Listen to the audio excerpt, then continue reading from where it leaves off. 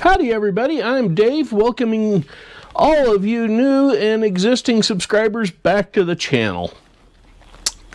I know I promised that this next video that you were going to see was going to be part 2 of the front loader removal on the Model CA Alice Chalmers tractor that I was picking up.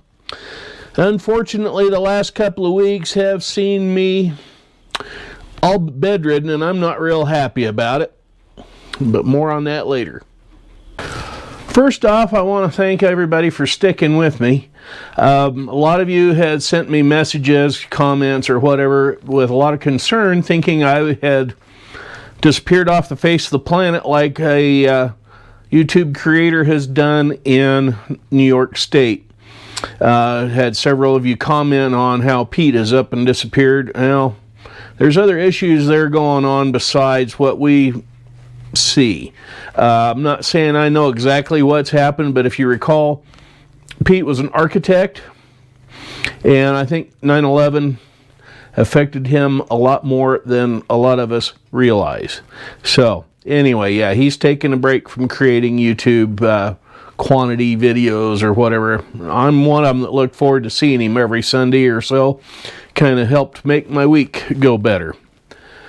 Now, what's going on here at this homestead? In part of the video that you're going to see coming up, I filmed about 4 weeks ago. In that period of time, I spent about 2 weeks almost flat on my back in bed, unable to move. And I'm really rather ticked off about it. I went and saw a orthopedic surgeon last Friday. Today is the 12th of June. It's another Friday. It's been a week. He got to looking at me, and we have discovered that I actually had or have a issue with a nerve stemming from a sciatic situation, sciatic nerve. And he's, like me, very upset that the surgeon that replaced my knees at the same time did not catch on to what I was telling him about things like tissue paper or whatever touching my right knee or my upper thigh or something would just send me into fits of tensed up pain. And that was because of the nerves. And the nerves are what was making my leg drop out from under me. Now, yes, I was going to need to have my right knee replaced, but maybe not quite that soon. And that was definitely not the cause of the problem. Me walking along and then all of a sudden my foot dropping out from under me and me hitting the floor. So, yeah, it's a nerve issue. Well, this morning I no sooner got up off the floor from my knee dropping me on the floor, I get a phone call from the doctor. Now, the doctor was concerned about how I was doing, and he was just doing a follow-up checkup on me, and I told him that I'd just gotten up off the floor and that I'd had what I call a leg pop. If you remember in the old videos or old movies, every once in a while you get a short actress would stand up on one tippy toe to kiss the leading actor, and her other leg that wasn't tippy toe on popped up behind her. Well, that's what's happening to me. A nerve gets pinched, something touches it wrong, my right leg goes into that popped position, down I go onto the floor. Yeah, so I am better in that regards, but yeah, I am ticked off that they didn't just catch on that I was having nerve issues before. Now they're talking doing the ablative surgery where they go in with a little needle, find the nerve with ultrasound or whatever that's causing the issues, and then they zap it, cook it, and that's third line kind of deal, because it may or may not work. It may cause heat issues. It may make me feel the heat because they're basically cooking that nerve. The nerve may regrow and I'll be right back to having pain again. So yeah, who knows. Anyway, not to drag that on too long, I have been doing some projects here at the house, and I will give you an update on the Super M.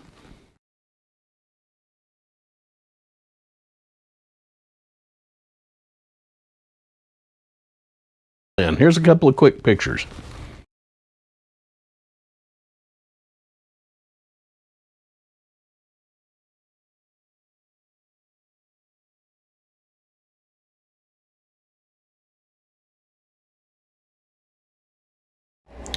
As I was just sitting here editing this video for you all to see, I get a message from the engine builder, and this is what photo they sent me, along with the caption that they'll have it running on Monday.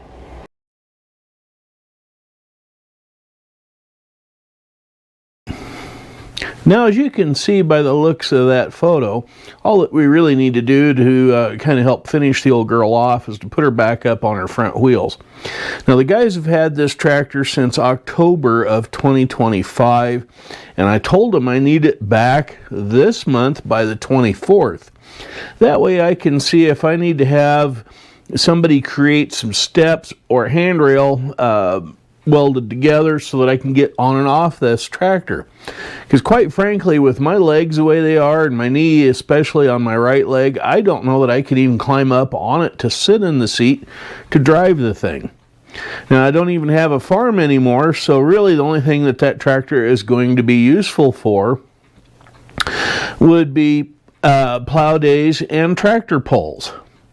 And the reason why I told them I needed it back on the 24th is because on the 27th, one of the local antique tractor puller groups from the Early Day Gas Engine and Traction Association, or whatever it is, EDGE and TA, will be hosting a tractor pull just 4 miles outside of town here at some spud sellers on Saturday the 27th, about 11 o'clock in the morning. Now, whether or not I'm comfortable enough to drive the tractor down there, whether or not I'm comfortable enough to put it in a pull, because I can't climb on and off of that thing fairly easily, I'm sure. We'll have to wait and see.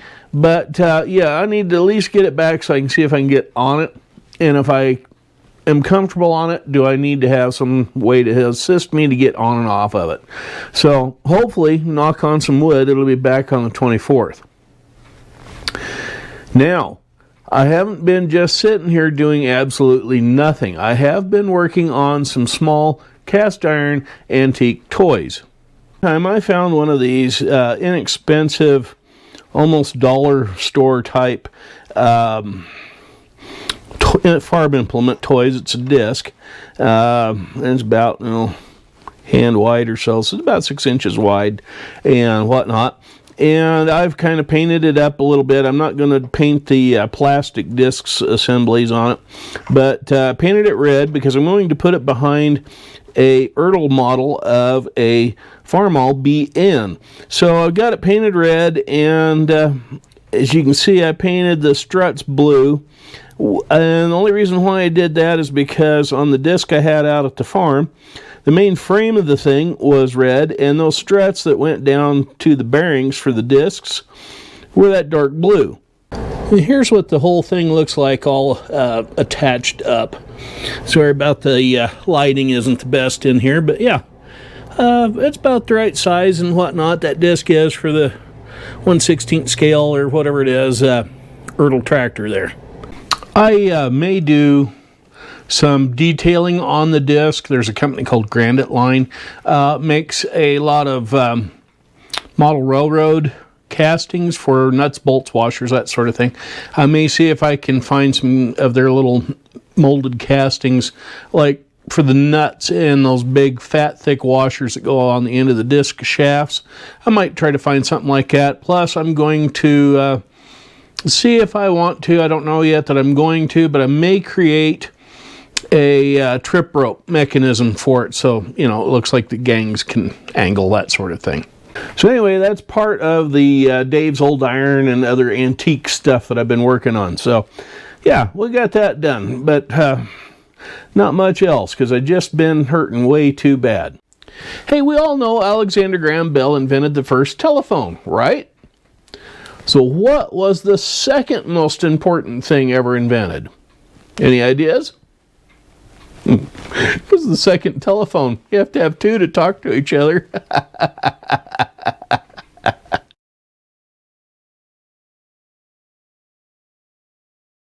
If anybody has done any of these YouTube videos, you know darn good and well that if you don't have the world's fastest upload times, it can take hours to upload even a 20-minute video. Well, a friend of mine, Matt, down in Arizona, is getting his internet upgraded, and so am I. I'm going to fiber optic. I was paying for a copper wired landline that they claimed was their high speed. Downloads were about 20 gigabytes. Uploads were 1.3 at best. So yeah, if I was to do a 20-minute video for you folks, it would take about 2.5 hours for me to upload it. So we're upgrading to a fiber optic system. And the guys are here today to put in the wire. Well, the optic cable, that is. Yeah, in fact, you can hear them now getting ready to do the job. Now, these two fellows right here are jetting some high pressure water with like a pressure washer into the ground there, making a hole, and the other one with the larger tube is sucking up all the stuff that comes up out of that hole.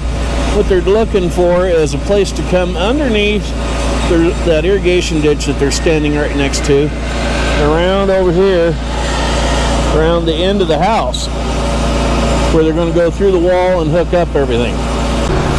Now what they're going to do is they're going to dig a pilot hole over here, and then this little contraption right there is a drill machine that they're going to hook up to their vacuum tank, and they're going to basically suck a hole underneath this part of the road right here in front of the mailboxes up to where those two guys are working right now trying to make a hole.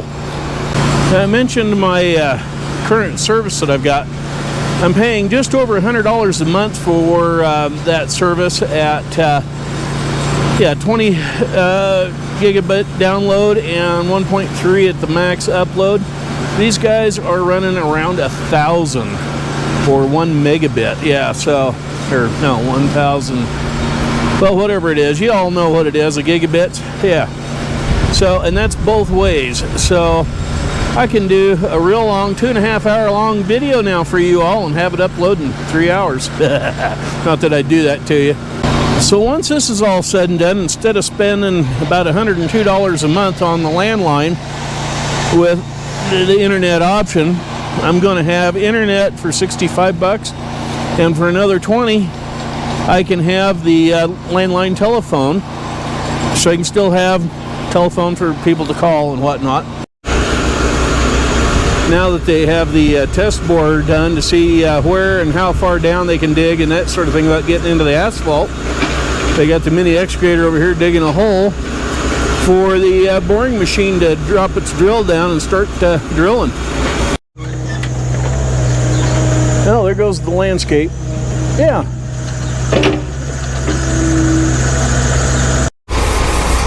And just like on the Skinwalker Ranch show, these guys' battery has gone dead in their sensor, so they're cleaning it off right now so they can get in there and change the battery. They just dug it out of the boring tip.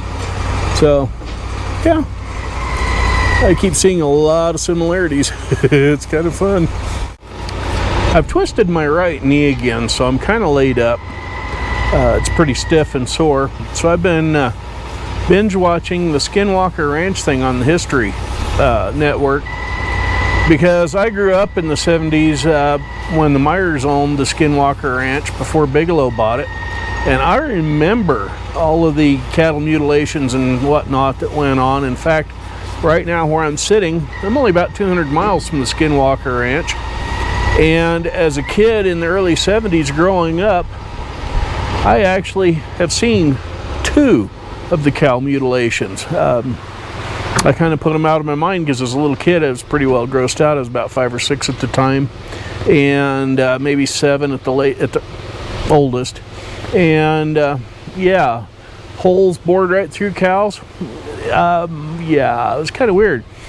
But yeah, I grew up through those times. So between Skinwalker Ranch there in northeastern Utah and Cary, Idaho, which is 100 and some miles north of here, yeah, we had cattle mutilation, animal mutilations, weird sightings. I remember my granddad pointing out weird lights in the skies above the mountains.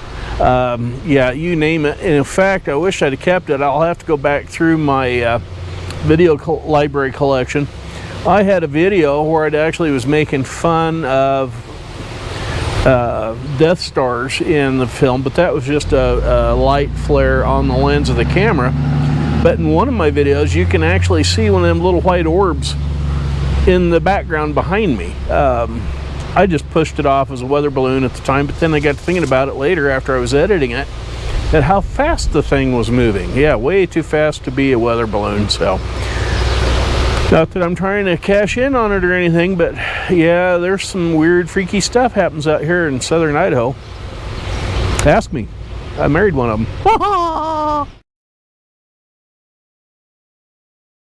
I'd get in there a little closer so you could see what's going on, but figured it best to stay back here out of their way. They're getting their guidance sensor thing lined up and calibrated. There they're starting the first shove of the first shaft down in underneath that concrete ditch right there.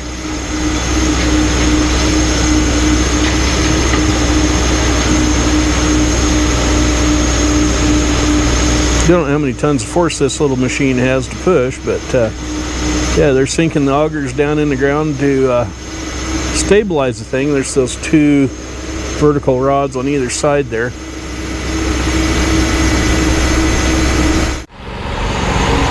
The City Hazelton guys just come by. They're gonna double check, make sure they're getting underneath that concrete ditch just fine. That's what they're looking at there with their sensors, see how far down they are, and if they need to tilt the little drill machine up a little higher to back in, get that bit down underneath that concrete a little further.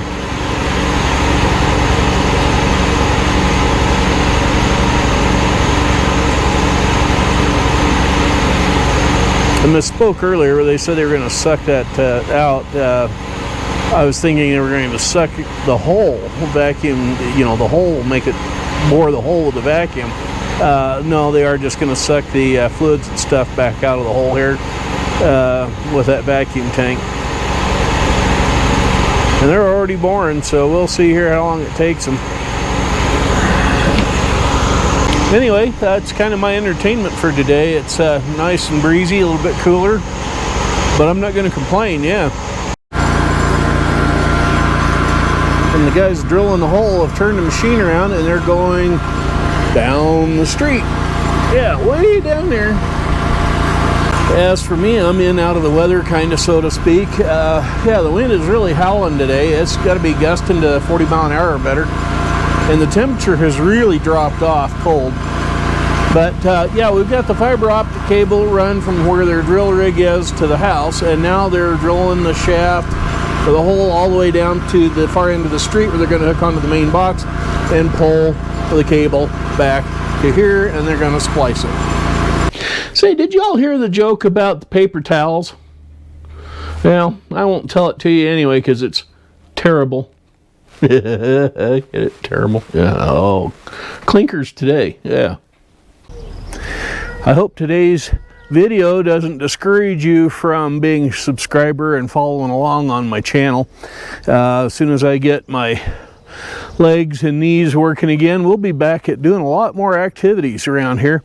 Videos coming up will be the removal of that front end loader on that Alice Chalmers Model CA.